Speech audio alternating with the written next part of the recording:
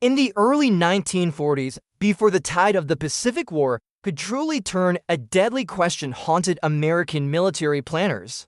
As the United States advanced across the vast Pacific Ocean island by island victory after victory came at a terrible cost. A group of soldiers landing on black volcanic beaches quickly learned that the enemy was not waiting in open fields or traditional trenches. Instead, Japanese forces had vanished underground. Across islands like Guadalcanal, Tarawa, Saipan, and later Iwo Jima and Okinawa, Japanese defenders carved vast tunnel networks into solid rock. Hidden cave systems, concrete bunkers, and interlocking firing positions made conventional warfare nearly useless. Naval bombardment thundered for days, yet when Marines advanced, the guns came alive again. Artillery shattered trees and surface structures, but the defenders remained protected beneath layers of earthstone and reinforced concrete. This was the strategic dilemma that defined the Pacific theater of World War II. Before the United States joined the war, fully American doctrine relied on overwhelming firepower. Battleships, cruisers, and heavy artillery were expected to soften enemy positions before infantry assaults. In Europe, this approach showed promise, but in the Pacific it failed repeatedly. Japanese island defense doctrine emphasized depth, concealment, and sacrifice. Soldiers were ordered to fight to the death from hidden positions rather than defend beaches. On islands formed from coral limestone and hardened lava, tunnels could be carved quickly and expanded endlessly. Airstrikes collapsed entrances, but rarely destroyed the network within. Flamethrowers existed, but their limited range exposed operators to lethal fire.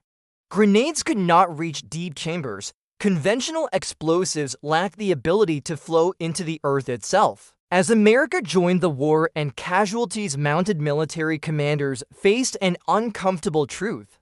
Superior numbers and industrial power meant little if the enemy could not be reached. Reports from Marine Corps after-action reviews described caves that survived days of shelling. Intelligence summaries noted Japanese troops emerging after bombardments, as if untouched. The problem was not firepower but access. How do you kill an enemy you cannot see, cannot flush out, and cannot starve without weeks of delay? Time mattered because each island was a stepping stone toward Japan itself. By late 1943, senior planners in Washington and the Pacific realized that defeating Japan island defenses required a radically new approach. The solution would not come from bigger guns alone. It would come from science, from laboratories far from the battlefield, where chemists were quietly rethinking fire itself. In the early 1940s, as the Pacific War intensified, an unexpected alliance formed between battlefield necessity and scientific innovation. Before the year 1943, American military leaders turned to researchers for answers that guns and shells could not provide. At Harvard University, a team led by chemist Louis Fieser was tasked with solving a brutal problem: how to create a weapon that could penetrate caves, burn inside tunnels, and deny defenders the safety of underground fortifications. The result was napalm, a word derived from its chemical components, naphthenic and palmitic acids. This invention would become one of the most consequential weapons of World War II Pacific theater warfare. Before napalm, gasoline was already known as a dangerous incendiary, but it burned too quickly and spread uncontrollably. When poured or dropped, it flashed violently, then vanished, leaving defenders time to recover. American chemists sought to thicken fuel into a substance that would burn longer, stick to surfaces, and flow into confined spaces. Through controlled experimentation, they created a jelly-like compound that transformed liquid fuel into a persistent fire weapon. Napalm burned at extreme temperatures, adhered to rock, wood, skin, and steel, and consumed oxygen as it spread. In military terms, it solved the access problem. Fire could now reach where bullets and shells could not. The development of napalm was not accidental or rushed. It followed careful testing under War Department supervision with clear tactical objectives. Engineers studied airflow in caves, burn duration, and dispersal patterns. The weapon could be delivered by aircraft, artillery shells, or portable flamethrower systems. Unlike earlier incendiaries, napalm could be controlled, directed, and sustained. For American forces facing entrenched Japanese positions, this represented a breakthrough comparable to radar or amphibious landing craft. By 1940, production accelerated rapidly. Factories across the United States converted chemical formulas into battlefield-ready weapons. Military manuals outlined precise usage against bunkers, tunnel entrances, and fortified ravines. Scientific innovation now directly shaped battlefield outcomes. Napalm was no longer a laboratory experiment, but a strategic tool designed to overcome the most stubborn defenses of the Pacific Islands. The balance of power began to shift not through numbers alone, but through chemistry applied with devastating effectiveness. In late 1940, as American forces pushed deeper into the Pacific, the weapon born in laboratories finally met the battlefield. Around the volcanic islands guarding Japan's outer defenses, napalm was introduced cautiously at first, then with growing confidence. The first combat uses occurred during assaults where conventional tactics had stalled. On islands like Tinian, Saipan, and later Iwo Jima, American aircraft dropped napalm bombs directly onto cave complexes and ridgelines known to house Japanese troops. The effect was immediate and unlike anything previously witnessed in Pacific War combat. As America joined these brutal island assaults, Marines observed something new. Napalm did not explode and vanish like high explosives, it flowed. The burning gel poured into cave mouths, ventilation shafts, and firing slits. It clung to rock surfaces and burned for extended periods, consuming oxygen and generating suffocating heat.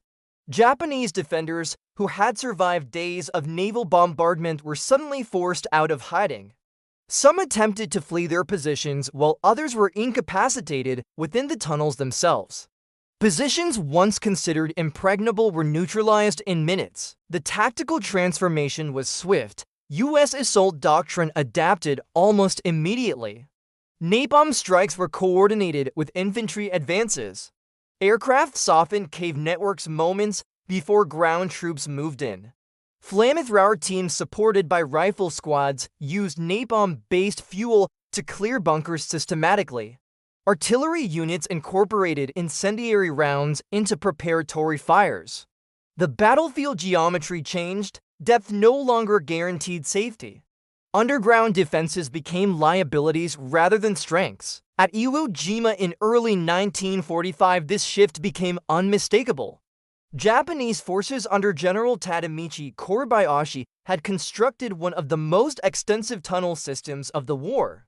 Yet napalm attacks disrupted communication lines, sealed passages, and collapsed morale. While the battle remained costly, the weapon denied defenders the long attritional advantage they sought.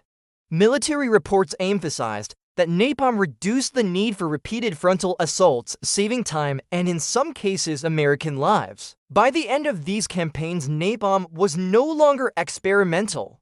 It was an accepted component of Pacific War strategy.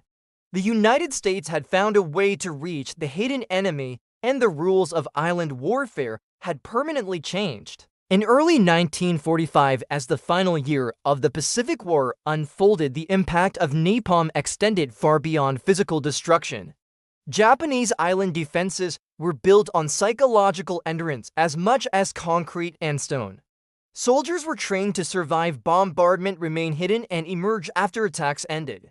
Napalm shattered this doctrine. Fire that followed them underground removed the last illusion of safety. Japanese defensive strategy, which relied on concealment, patience, and sacrifice, began to collapse under incendiary assault. On islands like Iwo Jima and Okinawa, the psychological effect was profound. Survivors described the terror of fire spreading through tunnels, consuming air, and sealing escape routes. Communication between defensive positions broke down as tunnels collapsed or became uninhabitable. Units that once coordinated ambushes were isolated. Morale deteriorated rapidly as soldiers realized there was no refuge from incendiary warfare. American intelligence reports noted increased instances of abandoned positions and reduced counterattacks following napalm strikes. Strategically, napalm accelerated the fall of heavily fortified islands. Battles that might have dragged on for months were shortened. The weapon reduced the effectiveness of Japan's defense in-depth strategy, which had been designed to maximize American casualties. With each island captured, the path toward Japan's home islands grew clearer. Napalm became a symbol of overwhelming industrial and scientific power applied to warfare. It demonstrated that innovation could overcome even the most determined resistance. By mid-1945, Japanese military planners understood that their island defense system could not withstand sustained incendiary attack. This realization influenced broader strategic calculations during the closing months of the war. While napalm was only one factor among many, including blockade, conventional bombing, and atomic weapons, its role in breaking island defenses was undeniable. It reshaped how war was fought in the Pacific and marked a turning point in modern military history. The legacy of napalm remains complex and controversial. For historians, it represents a case study in how technology changes the character of war. For military planners, it demonstrated that entrenched defenses are only as strong as the assumptions behind them. In the Pacific theater, napalm answered a question that conventional warfare could not. How do you defeat an enemy who hides within the earth itself?